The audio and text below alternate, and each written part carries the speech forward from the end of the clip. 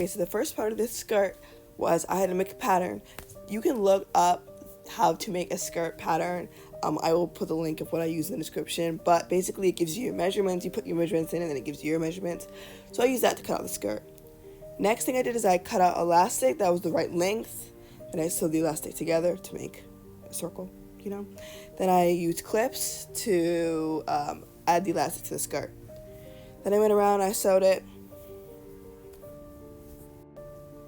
Okay, so here I added horsehair. I added a piece of fabric at the end of the horsehair so it didn't poke me too much. And then I ended up clipping the horsehair to the front of the skirt. And then the way you do it is you sew that down first using a seam allowance, and then you're going to flip it over to the underside of the skirt and then do a stitch there. Sorry, it's kind of hard to explain. But yeah, so then you flip it over and then you clip that and then stitch it. Horsehair is something that adds structure to your skirts, so I recommend it if you want to make it like more gravity defying, in my opinion. I really like it. I've done it on multiple cosplays of mine. So here I'm just sewing the horsehair against the edge of on the edge of the horsehair.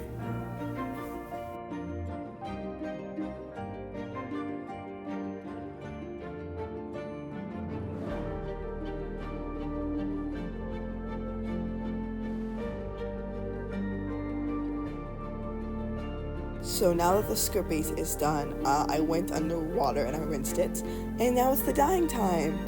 I used hot water that I put Dawn dish soap in, and I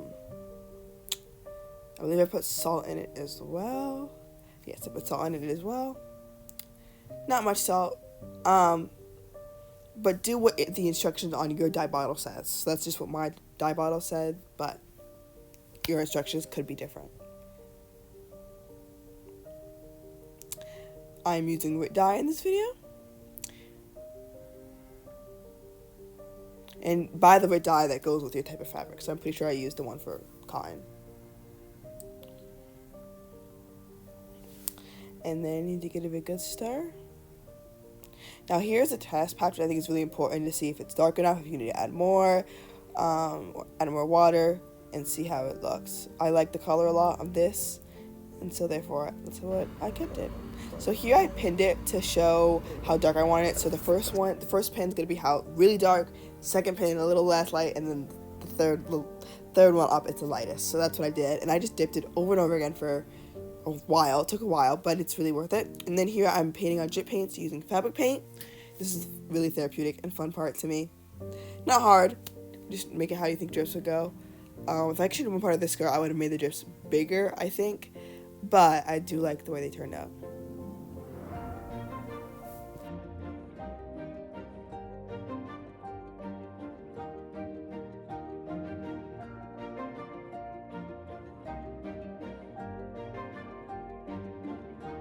The finished skirt looks, it's flipped.